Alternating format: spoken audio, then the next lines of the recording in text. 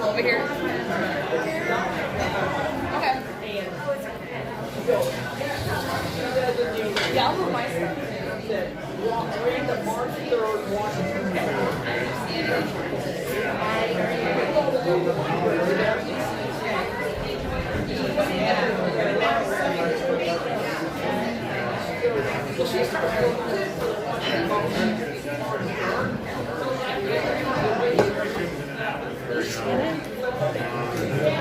Hi, darling. I'm good. How are you?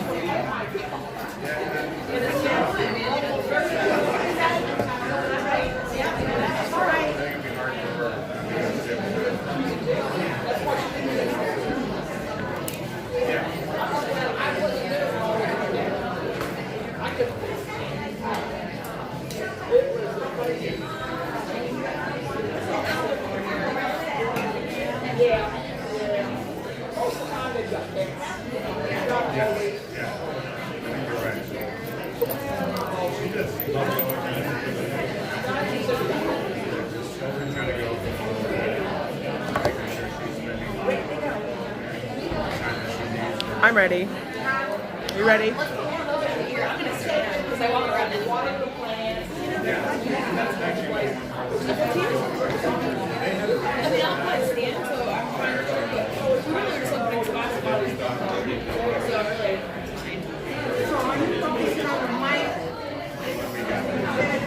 I have both of you in the shot, so if you want to come forward a little bit.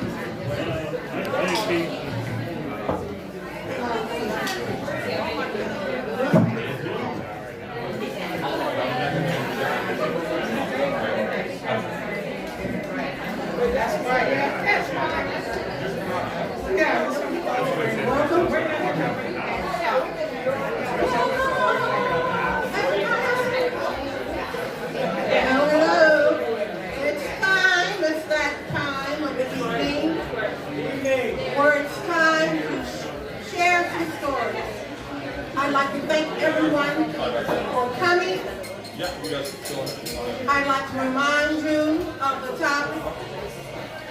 My name is Celestine Bloomfield, and Storytelling Arts of Indiana and Freetown Village welcome you to our November Story Slam. Oh, I'm sorry, I skipped a month. Let's start all the way. Okay. I welcome you to our October Story Slam. Thank you very much. We'd like to thank WFYI, our media sponsor. And we'd also like to thank Walston's for hosting us tonight. I'd like to thank our volunteers, because I know you think I do this all by myself. It's not true. My wine has arrived, so things are going to get better. We rely on volunteers all the time, heavily. And we have volunteers tonight who have so graciously accepted the job of judges, scorekeepers, and timers. We have Freetown Robinson, is that pronounced that right? Sherry Cornell, Kim McCann, and Elliot Fish. Thank you so much, because otherwise we have to do two things at once. And I'm not able. Listen, make those people get out of the chairs over there, bring them on in here, and join us. You know, the rules are, the stories are to be told in first person. Now, how do we know if you're telling us a whopper? Unless your nose starts to grow, you need to sell it. You know what I'm saying? At any rate, your story should be told in the first person, should be at 5 minutes or less in length, must be true, and our theme tonight is fire and ice. Woo!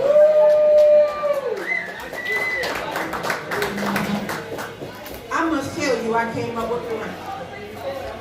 I could not think of a story about fire. I could not think of a story about ice. But I know before the evening is over, someone in this room is going to jog my memory, and I'm going to remember a story. But as I reach into this magic blue basket, I'm going to pull out someone's name, and that person will be the first one to share their tale. Oh, we've got a good one here. Now let me remind you, as you listen to stories, it's going to jog your brain cells, and you're going to think of something that happened to you. And you're going to want to tell the story. It's not too late. Unless I have left the ballroom, you got a chance to tell the story. But right now, no good coming to the stage. I shook them up and all, your name came up.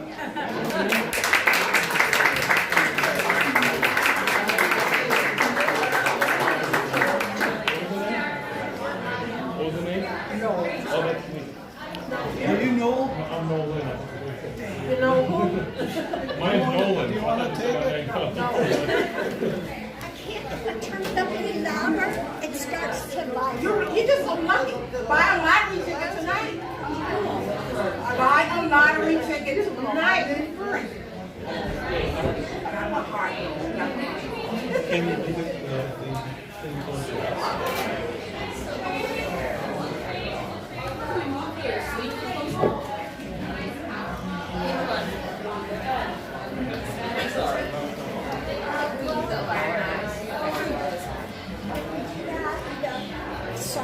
Sorry guys.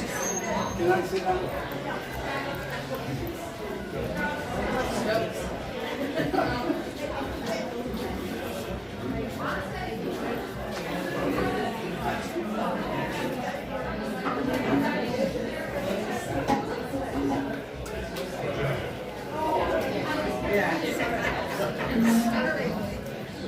Okay. Whether you can hear me or not, here I go. I don't know, does anybody come from Noblesville, Indiana? Does anybody ever visit Noblesville, Indiana? Does anybody even know where the dam is in Noblesville, Indiana? the wonderful dam that is about this angle. And kids in high school, before I got to college, kids in high school would steal trays and they would get on that dam and slide down the algae. The algae built up on that. And then we had a trail that went up on the side that was worn out, so there was no algae. And you could walk up there and slide down. Well, my friends and I decided to do this often and drink often when we did this too. So instead of doing just sliding down the thing on a tray, we got up on the highest part of the dam, dove off into the water above the dam, which turned out to be full of boulders that we didn't know about until the lake got drier. And we did that over and over again, and instead of taking the dam sitting down, there's a little slope, and then it goes down nice and smooth for probably 50 yards. We went over the slope, stood up, and rode down the dam like this, like we were surfing, with little rooster tails coming out behind us. And all the other people around there are sitting down wearing their jeans out. And if you look closely at them as they walk back up, they had butt cheeks hanging out from wearing it out on that concrete. Well, we did this so many times, the police kept coming after us, and we would swim across the lake and wait for them to leave, and then come back and dam slide some more. And it was just the most entertaining thing I think I ever did as a college student. It says something about my college career. But then one day we're walking up that, and there are 10 of us at least walking up that dam, and there's a little bit of a cloud in the distance. And as we walk up that dam, a bolt of lightning comes down and hits someplace close to that dam.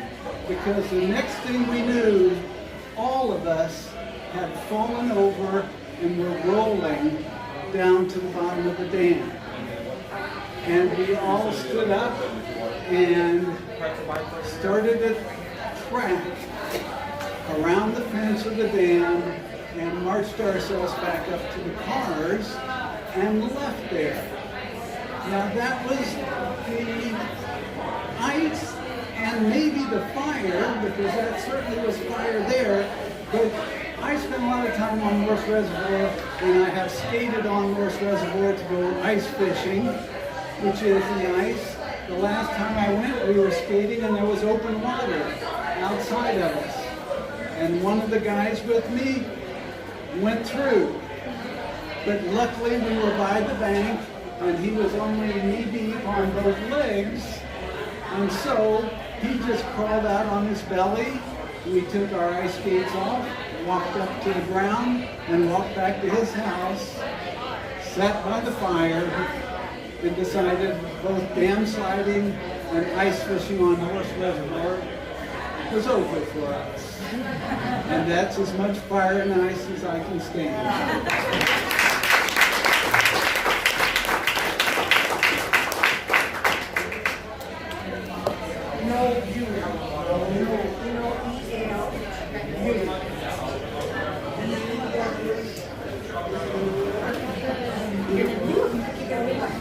That's me.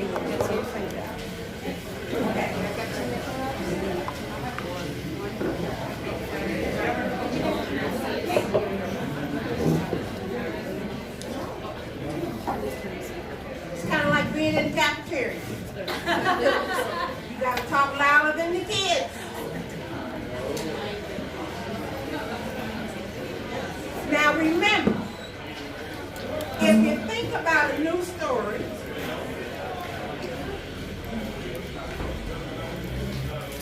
because I did see some hands go up, some of y'all been on that dam. So you might have a tale to tell. I don't know. But I do want you to know that this program is a free offering. But if you want to just give us some money, we'll take it. want you to text 44321, and you can write Storyteller SAI in the body of the text. And donations will be divided evenly between Storyteller Arts of Indiana and Freetown Village. But right now, no, you just so lucky. I say buy that lottery ticket before you go home. Okay, the party's big. But the next person who gets to tell, another lucky person, Tracy Winger. Come on down.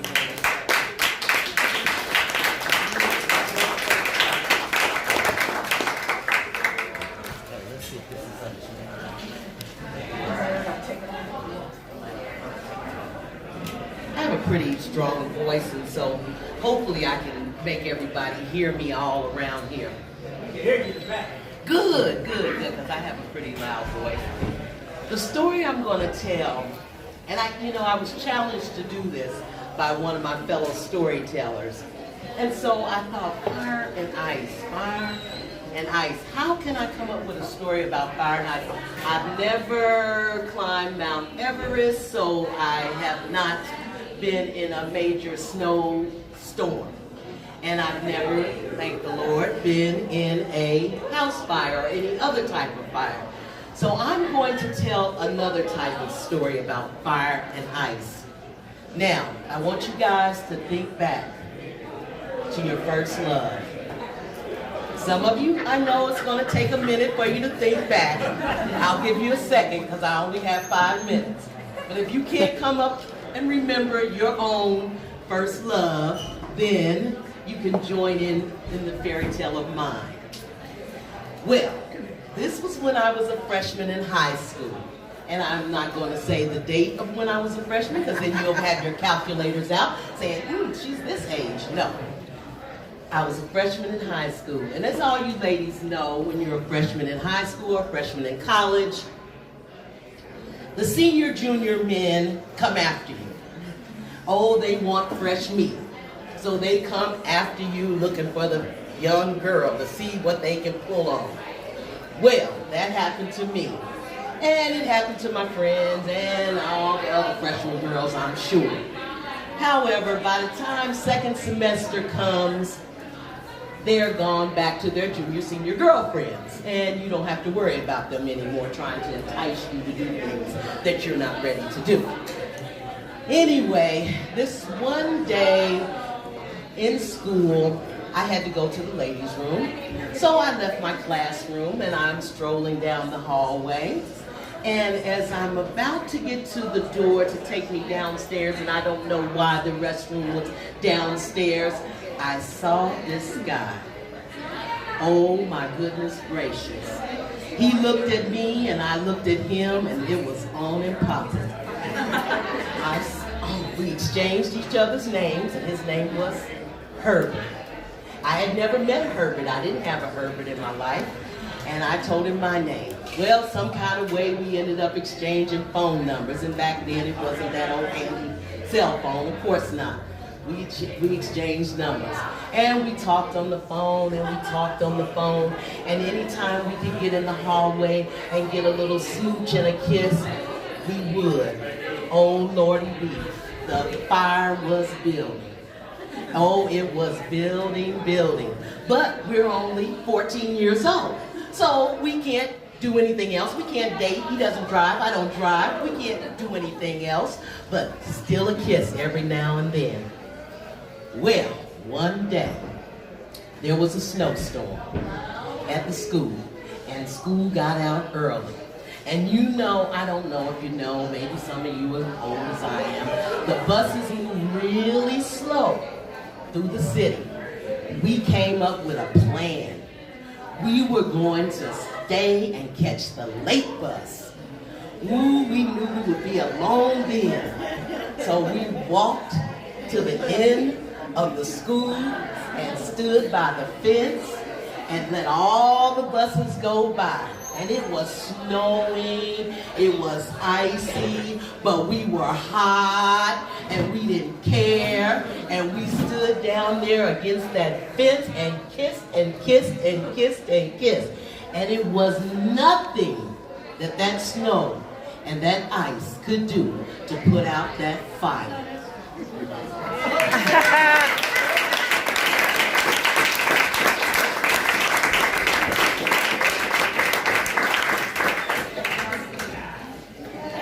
Now, you know I'm adding some yeast to that story. Because I know my mom and daddy would have been looking for me.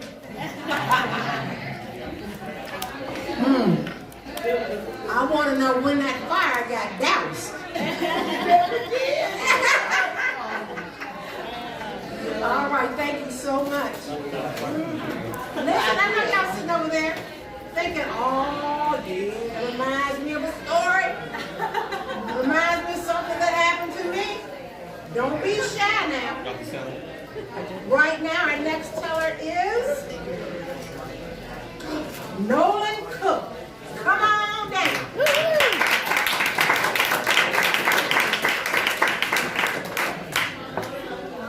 Hello everyone, can you hear me?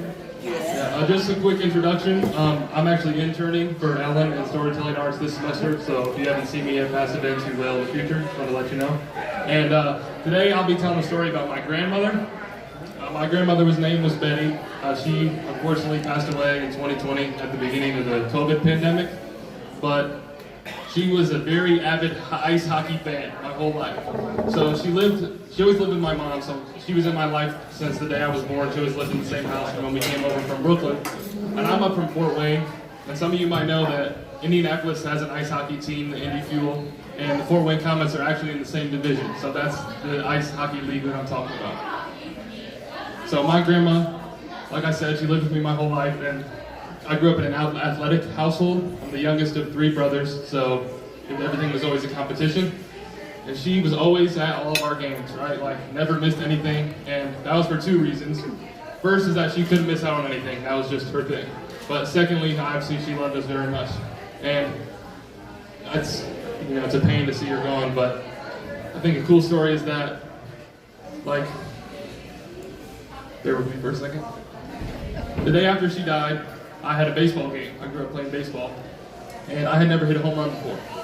And the only home run I ever hit was the day after she passed away. And I know she was looking down on me that day, and she used to have this thing. She was Irish through and through, and she always called it her Irish curse, where she would do this with her hands and point it at the other team. Whether it was the pitcher or when we were playing basketball, the other team was shooting free throws, she always called it her Irish curse. And she would sit at the edge of the bleachers in her little red coat year round. Didn't matter if it was 90 degrees outside, she always had that red coat on. And she would point that at the other team. And I knew she was pointing at the pitcher that day, because sure enough, I hit my only ever home run. And that's not the end of the greatness that she left behind, though, because in my lifetime, the Fort Wayne Comets, that's the hockey team that I told you guys about, I had never been alive for one of the championships that they won. And sure enough, the 2021 season, the only season she couldn't attend, she'd be at every game. We won it all. And that was pretty cool, and it was hard, to look down during the national anthem and stuff and see that empty seat next to me. I'd always take her to the games when I was in high school, and we would always win, and when we would win, we'd go out to eat together. It would be just me and her, and I grew up with her. I mean, she helped raise me the same as my mom and dad, and so, like I said, we were a very sports household, and all the sports greatness that I seemed to witness in my life came after she was gone, so I knew she was smiling down on me those days. Thank you.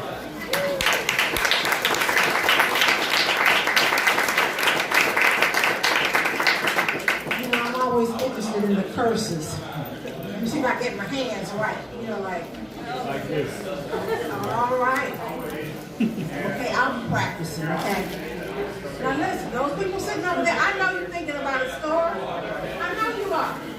About the time you had to drive from Memphis to Chicago, and it was an ice storm, and your car was sliding all over the highway, but you were young and dumb, and you didn't know you needed to pull over.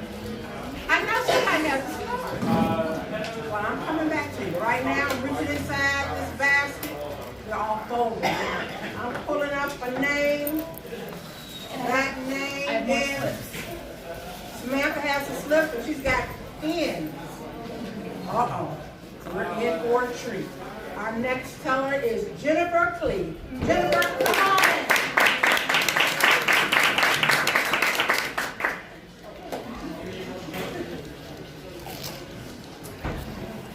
Not many people can claim that they have skied in the Alps. And when I was a sophomore in college, I had the incredible opportunity to study abroad in Italy. My friends, for that Thanksgiving break, were all planning on going on a ski trip to the Alps, and they invited me. Well, I thought I could ski. I had been on at least 2 ski trips to perfect north slopes in southeastern Indiana. But when that ski lift dumped us off on that alpine slope, it immediately became apparent that there was nothing like this in Indiana. I had never been or seen a slope so high or so steep. It was just this curve down a mountain, and this side was just a cliff, and this side was roped off against the glacial ice that we've been warned against lest we fall through to our deaths. So I'm teetering on the edge of this slope, and my friends all took off, and I don't know if it was willpower or just a loss of balance, but I took off too. And it was, at best, a 45-degree angle. I was up for maybe 1.2 seconds before I face planted. And unlike skiing and face planting in Indiana, I didn't stop. I pinwheeled, spinning down and down this slope. And when I finally did stop, I looked up, and for a moment I thought, I'm going to crawl back up to the top and beg for a ride down on the ski lift. But as soon as I started moving, I slid again.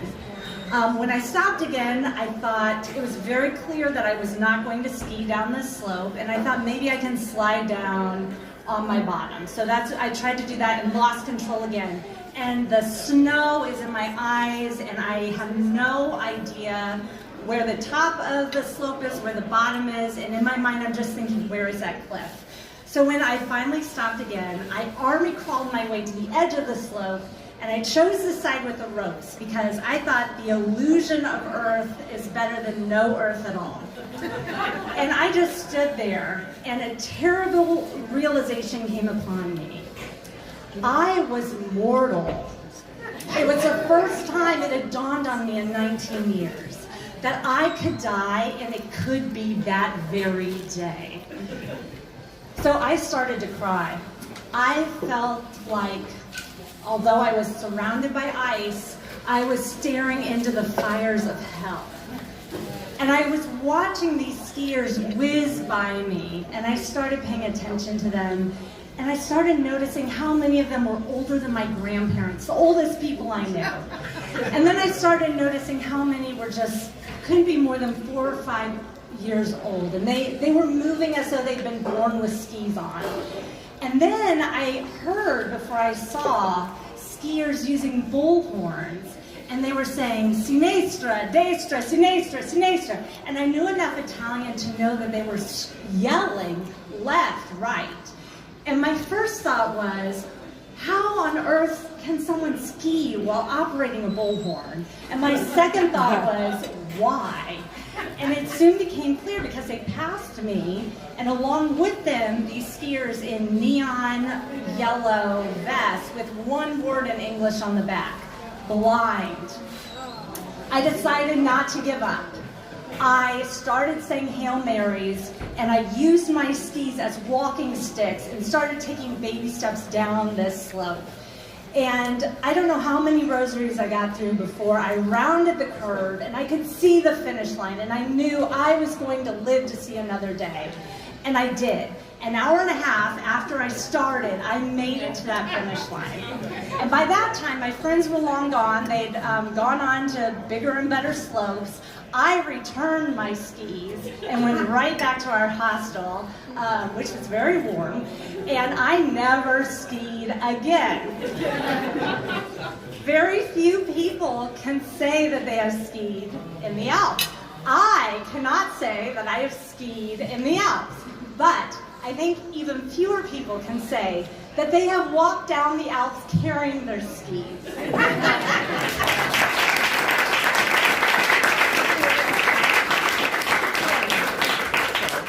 Oh, that's hilarious.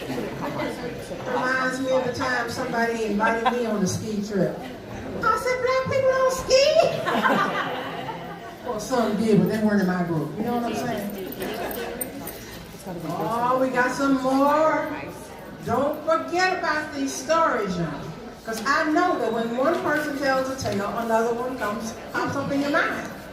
Like, you know, right now my car is blowing out warm air on the left side and air conditioning on the right side. And my remembrance about my very first car is, I don't know what had gone out. It was very cold outside, like below something. And ice formed on the inside of my windshield. And in order to drive, you had to scrape the ice off the windshield. I had a bad time. So that's the only ice story I can tell you about right now. But let me reach in here and find another name. Oh, Samantha Powers has a tale about fire and ice. Come on down. So can everyone hear me? Yeah. Okay. I might quickly regret this, but I figured give it a shot. So, I didn't really believe in love at first sight until I met my now husband. And I was a junior in college, and I remember the day we met, I skipped the whole way home with my sorority sisters, just claiming that lumberjack Kevin will one day love me. And obviously you know the end of the story, so hopefully still loves me. But I spent the most part of that semester just fawning over my now husband. And that was, again, we were, you know, fire and love. He was my fancy man. He could use chopsticks. He bought coffee Patron for me. That's the fancy Patron. Come to find out he bought it because it was $2 cheaper than regular Patron.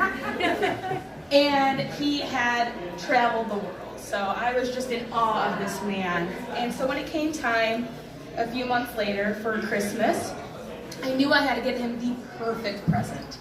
And I was tossing and turning in my sleep, just trying to figure out what can I get the man who has seen the world, who can use chopsticks, and who buys coffee Patron. Come to find out, you can get him a monogrammed flask. Because what college junior does not need a leather-bound monogrammed flask? I probably could have just bought him a hot dog outside the bars, but at the time I thought I really had to wow him. So I remember I saved up all my money. I worked at a candy shop at the time, and there was a kiosk in the mall, and they monogrammed flasks. And so I went there and I found out his middle name from his mother. Again, I could have just asked him. But making everything harder on myself like usual, I did some research. I picked it out. I went and checked in on the progress throughout the coming weeks, and I made sure he was hyped about the surprise present that I had purchased. So, as you do in college, we were at his fraternity's Christmas party, and I said, I want you to open your gift now. He said, okay. So we hiked up to the 3rd floor where he lived in a bedroom. That's a very generous word for it. It was more or less a closet. And he unwrapped it, and I watched his eyes light up, or so I hoped. And he said, wow, I don't have one of these. And I said, I know, I was hoping you didn't. And he said, I'm gonna fill it up right now, probably with the coffee Patron. And so he puts it in his back pocket, and again, I'm on fire, right? I'm just loving life. I'm like, this is the man I'm gonna marry. He's gonna be the father of my future children. And so we're hiking down the stories. If you've ever been to a fraternity house, they're not always the most well kept. So we're going down to the basement to rejoin the festivities. And my husband, who is not the most graceful person I know, takes one step, he takes another step, and I look back and I can just tell in his eyes something's not right. And before I know it, all 6 feet and 3 inches of him come tumbling down the basement stairs. And at first, my first thought was, I hope he's okay. He is, he's getting up. My second thought is, I hope he's not too embarrassed, and I hope I don't laugh. And then my third thought is, he put that flask in his back pocket. He turns around, and on his rear end, is just soaked with coffee Patron. And I will tell you right now, I'm still very much in love with my husband. But that was the day we found the middle ground between fire and ice, because he had crushed the flask with his bottom side as he came tumbling down that stairs. So we are very much still in love, but he will never forget the day that he ruined the most perfect Christmas present.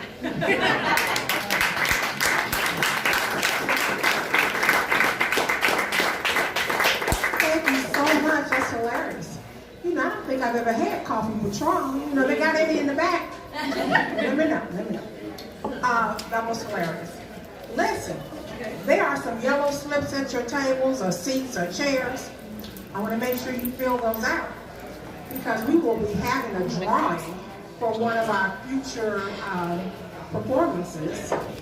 So you want to make sure you put your John Henry on that form and turn it into us, so you might win something exciting. Let me reach in. The next teller we have is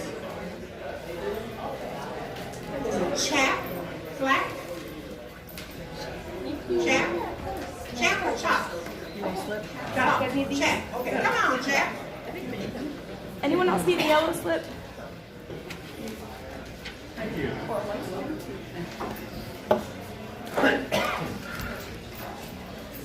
So I'm at this dinner party hosted by someone I've got a mild crush on. She doesn't return it, never has. This is old news.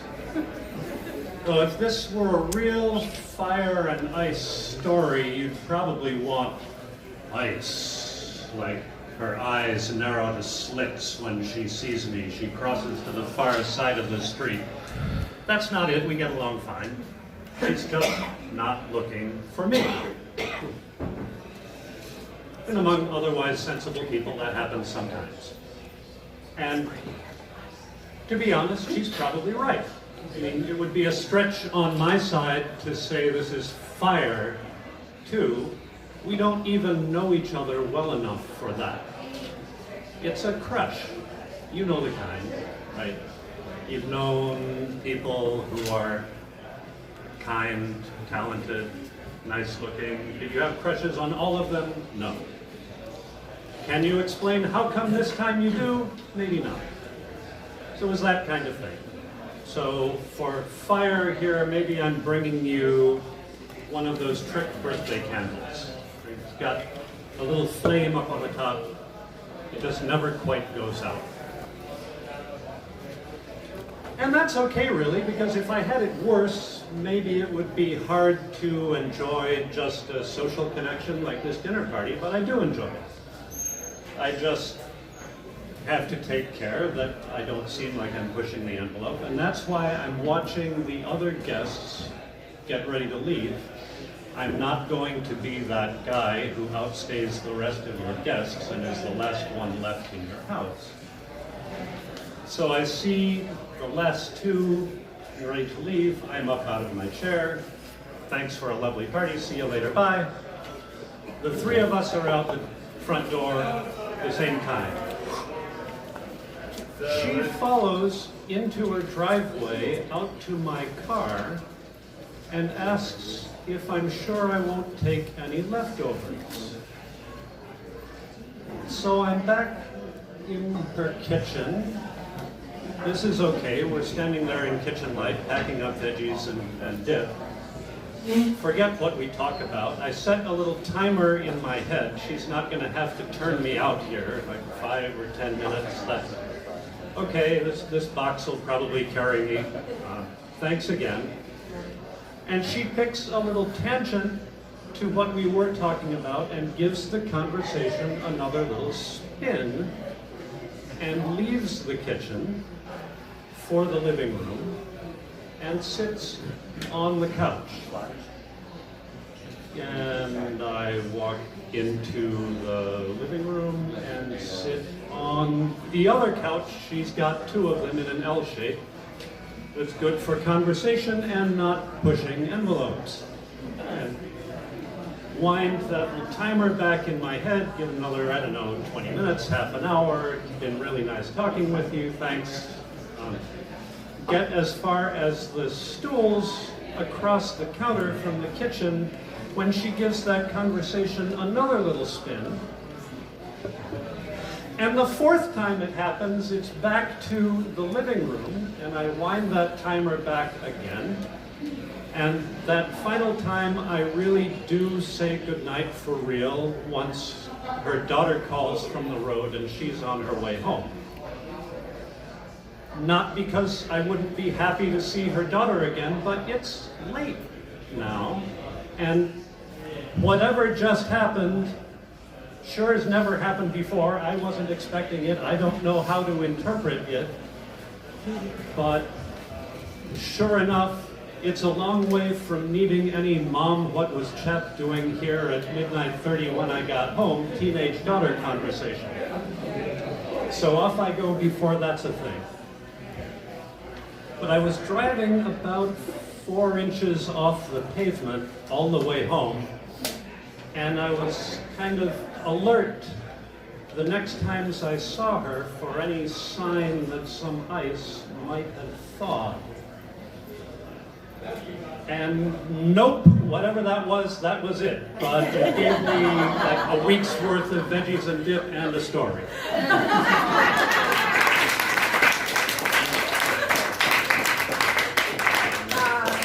Show me your hands. Show me your hands. So, are you married? No. All those blown opportunities. Listen, sometimes you don't know. Sometimes you just got to ask. You know, no beating around the bush. You got to find out, do you or don't you want to continue this activity? And it might be nice for a day or two, or even a night. But at least you tried it, okay? I have one more slip, and I know good and well that there are other people in this room who want to tell a story about fire and ice. So don't be shy now, there's still time. Tell this tale. You might want to know that next month, in November for real, that our story slam will be on November 16th at the Garage Food Hall near the Great Legs Wine Bar. And the theme is friends and strangers. I gotta tell about that. But listen, before I say another word, you might want to listen to Mike Hobbs on the theme of fire and ice.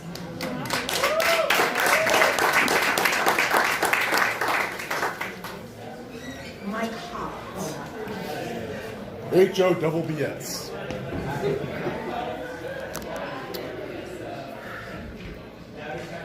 I'm going to tell this story without the microphone, if that's okay.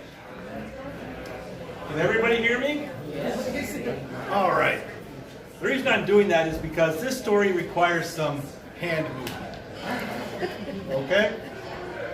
Now, who here remembers the blizzard of '78? Okay? For those of you who weren't born yet, imagine a blizzard, first of all, no one expected. Secondly, school being canceled for 6 weeks. 6 inches of ice literally on the road. Okay? And the power coming on and off whenever it wished to. Okay? So we have a lot of ice around. Well, something happened during that storm. By now, a few of you have heard my stories of my mother, so you know that my family life was a little unique. Okay?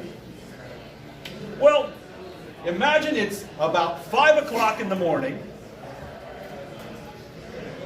Nothing is moving because of the blizzard of '78. It is completely dead and dark. And you're asleep. And you hear pound, pound, pound. You're like, what? Pound, pound, pound. Like, you little me, gets up, and my brother-in-law's bedroom was right near the front door. Everybody else is upstairs. So I go to the door, and I look out, and there's Charles Manson standing there. Literally, this man looked exactly like Charles Manson. Like, being the naive kid I am, I open the door about 6 inches and go, "Hello?" He's like, "I am the Archangel Gabriel, and I've come to rescue you." I'm like, "That's nice." Close and lock the door. And go to walk away. Bam, bam, bam, bam, bam, bam, bam. Hello? I'm looking through the door, through the windows. He's like, "I've come to rescue you. I've seen this den of iniquity from heaven, and I've come to rescue you." I'm like, "Sir, please go away. Good night." Wander off. Bam, bam, bam, bam, bam, bam, bam. I'm like, "Dad! Dad!" I start to wander up the stairs. Bam, bam, bam, bam, bam, bam, bam, bam, bam, bam. "Michael, what are you watching on the TV? Quiet down there. Dad, we have a visitor." Bam, bam, bam, bam, bam, bam, bam. Like, here comes my dad and my mom down the stairs. My brother is already at the door, inside it, looking through the window at the guy, and he's got a pitchfork. He's going, "Go away, go away." And the guy goes, "You're the devil, I know. I am the Archangel Gabriel. I will bring fire down." My brother's like, "You come through that door, I'm going to stick you with this thing." Well, the guy broke out the windows of the door. And my father is coming up to the entry hall right at that moment. And he's got the shotgun in his hand and the box of shells. And he comes up and trips. Poof! The gun goes flying across the floor. The shells go everywhere. My mother goes, "Calvin, maybe I should talk to him instead." She goes, "Who are you again?" Through the door. "I am the Archangel Gabriel. I've come to rescue you." My brother by this point is on the phone to the cops. But you understand, there's 6 inches of ice on the road. And they're 10 miles away. My mother's like, "Excuse me, but why our house?" And besides the fact my mother had a reputation in the neighborhood, he's like, "I saw this den of iniquity burning up in heaven, and I knew I had to come down and take care of it." My mother's like, "Oh, sure you do." And my father's trying to get the gun shells at this point. He can't do it. My mother's like, "But let me try this one. If you're the Archangel Gabriel, why don't you just change us into goats right now?" He's like, "Because I have to have you in a herd. And if I have you in a herd, then I have to take you somewhere else. I'm going to work to make sure this den of iniquity is clear." And he starts to back up. Because by that point, my father has gotten the gun finally and the shells. He starts to back up and he goes out in the middle of the ice, which is our lawn. And he goes, "I am the Archangel Gabriel, and I will rescue you." And at that point, the cops tackle him. Well, in the end, he, shall we say, was someone enjoying the chemistry of the 70s. And in the end, it's very interesting when your brother has friends that also enjoy the chemistry of the 70s, who know that your mother is a nurse. And that's Fire and Ice.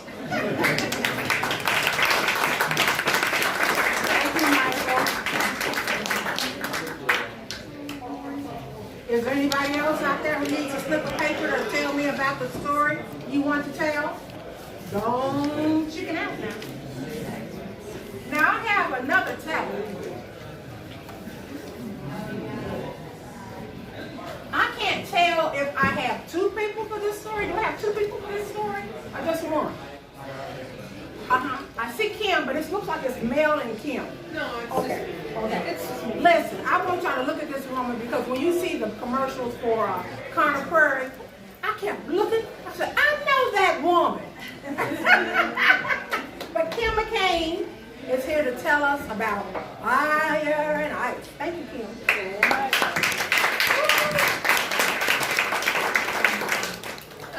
So January in Indiana is very different from January in Southern California.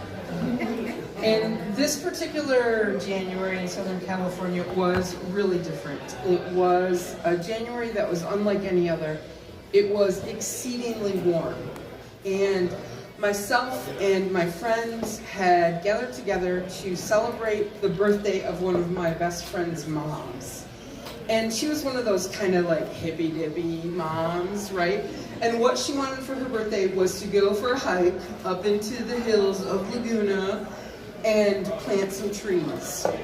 Like, totally cool, I'm with it. It's, you know, it's like the 90s and I'm living in California and I'm there for it. So we go, we have some seedlings and we pack them into the back of the Subaru and we drive up to the hills in Laguna.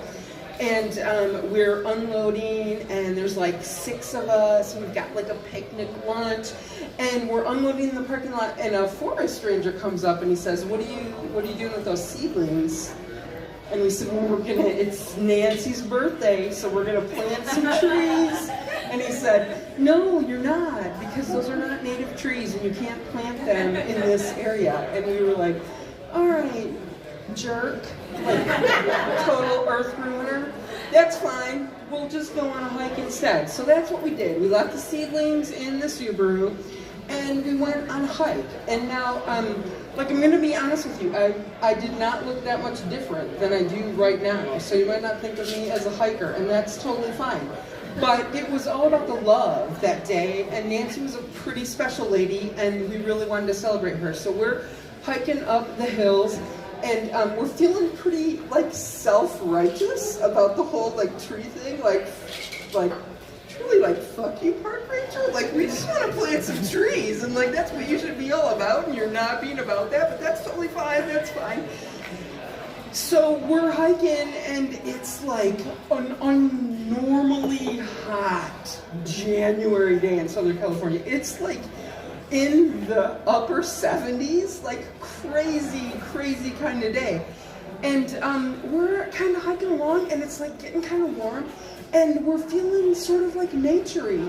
And I want to hug a tree. Like, trees, I'm sorry that we couldn't bring you any baby trees to live with you. But let me give you a hug, and I'm like hugging trees and like not feeling self-conscious or weird about it at all. Like, this is okay. Like, I'm a tree hugger literally, and I feel good about it. Right, so it's like in that nature of things, and we're hiking along, we're like heading up to this waterfall that we know about, and we're hiking along this like creek, I guess as we say in Indiana now, that is literally, it's like mountain ice runoff, right? Like it's the ice is melting, and it's the ice water that's like putting this creek together, making it its existence. And I decide, do you know what I'd really like to do is strip down to my nakedness and lay in that creek. And I'm gonna be honest with you, never in my entire life up until that point had that thought ever occurred to me at any other time. But there was just something about that day. It was an unusual day. It was really beautiful. It was like a natural day. I was feeling it in my soul in a way I'd never felt it before. And so I said to my best friend, Kip, Nancy's son, I said, hey, do me a favor, go ahead and hike ahead and just tell everybody up there to just stay up there. I'm gonna hang back a little bit. I got some nature stuff I need to do. And he did. God bless him, he did. And so he went ahead, and I stood there in the outdoors under the eyes of God, and whoever weird and creepy was hanging out in the woods in Laguna in the forest, and I stripped down to my nakedness. And I'm gonna be honest with you, never in my life up until that point had I been naked in nature before. But I was naked then, and I stepped out into that stream. Oh my God, it wasn't cold. It was not at all as warm as the day was. And I laid down in that flow of water that was clean and pure and freezing cold. And I lay back on my back and looked up into the sky, and for the first time in my life, I felt beautiful. I did not care if anybody else was hiking that day, if anybody else on the crest up above that creek would look down and see my fat, naked body laying there in the runoff from melting snow. I didn't care, because it felt like the right thing to do, and so I did it. And I laid there for a couple of minutes until, I'm not gonna lie, the freezing cold water just extinguished that fire of my nature-loving soul. And I got out and pulled on my clothes as best I could over my entirely wet body. And I caught up to the rest of the hikers in my party. And I didn't tell them what I had done, but I kind of feel like they knew. Not because my clothes were stuck to myself, all wet and everything else, but because of the way that I continued to molest trees throughout the rest of our hike and really celebrate that very special January in Southern California.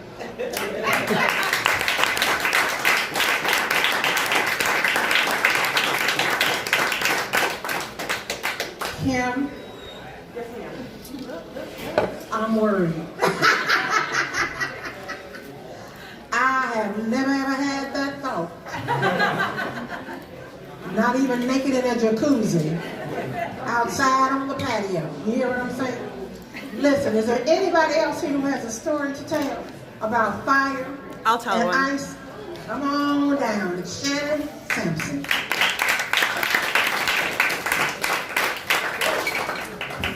Telling for you, Celestine, 'cause powers of persuasion. When I was a junior in college, I had a Pontiac Sunbird. It was one of the Suns. I think there was a Sunfire. No, that was the better one. I think I had just a Sunbird. And I felt like that was a respectable car because my first car, my dad brought home, and he said it was a Mustang. And I was like, I'm gonna drive to high school in a Mustang? What a badass, right? But when he brought it home, it was a Pinto. It had gold rims, it was black, it was a souped up Pinto. And I was like, Dad, that's not a Mustang. He's like, they're both Ford products, Shannon, do you want it or not? And I was like, fine. And the thing was awful, it broke down all the time. I took auto shop when I was a senior in high school, and that was very radical for girls to do at the time. I mean, can you imagine? Me and my friend Amy took it, and we didn't get a lot accomplished, but we did really well in the class because the teacher kind of knew it was a blow-off class, so his idea of grading us was having us spell various parts of a car. Like, you got extra credit for carburetor. I am not joking. But because I had taken this class and learned very little, I felt myself an expert on auto repair. So when I finally got that Sunbird, I was driving back and forth to IU, and I was a junior at the time, and I had someone who wanted to take the 3-hour trip home with me. Her name was Nicole. So we're going from Bloomington to Merrillville, and you go through Martinsville, and then you get up on 65 and all that. So I, being a responsible car owner who had taken auto shop, despite being female, checked my oil before we left. Because that's what responsible people do. And we're driving through Martinsville, and my companion says, is this car smoking, or is it just me? And I said, well, having taken auto shop, I can tell you that if you don't use a funnel, you are bound to spill some oil on the engine, and that can burn, and that can cause a little smoke. Don't worry. And then as you're driving, the smoke's blowing and you don't see it really till you get to a stoplight, and then it's just smoking right out of the cracks of the hood, right? And she goes, Shannon, I think it's more than just a splash. I think your car's on fire. And I was like, all right, I guess we'll check.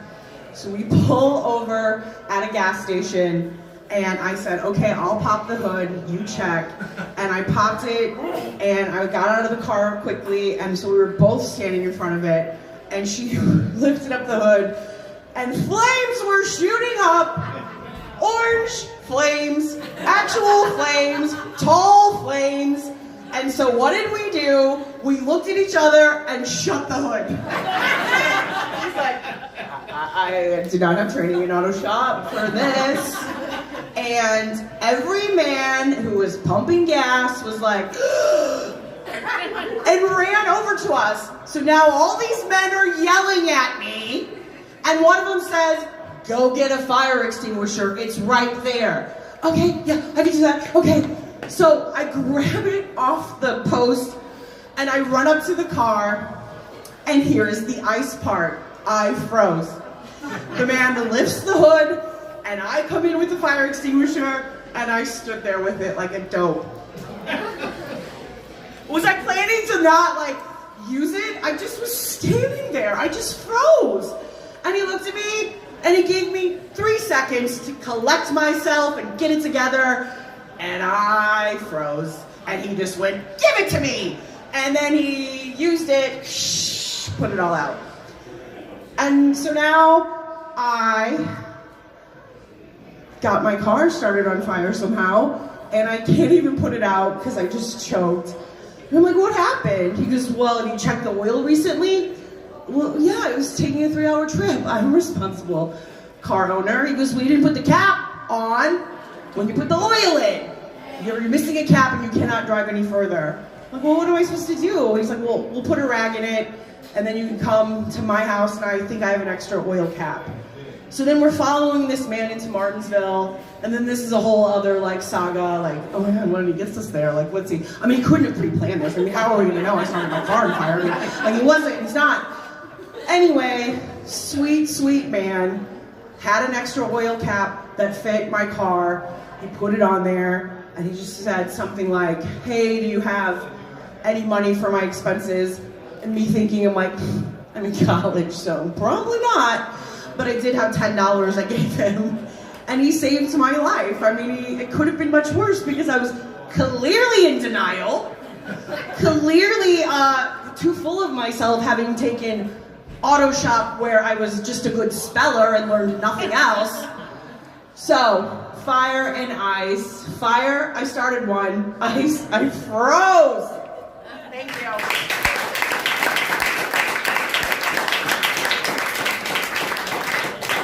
Totally hilarious.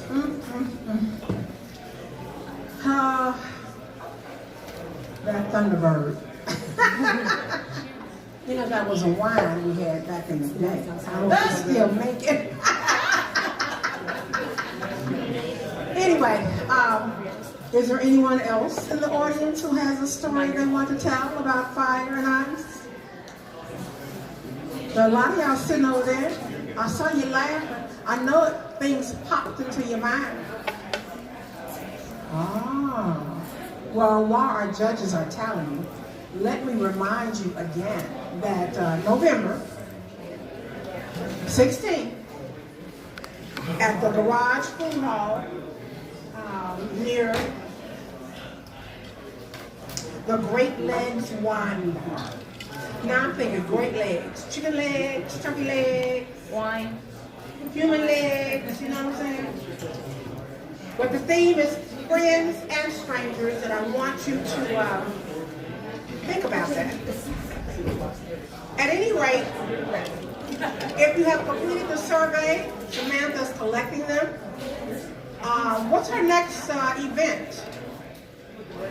It is Portia Scholler Jackson premiering her Frank Basile Emerging Stories. It's November 13th.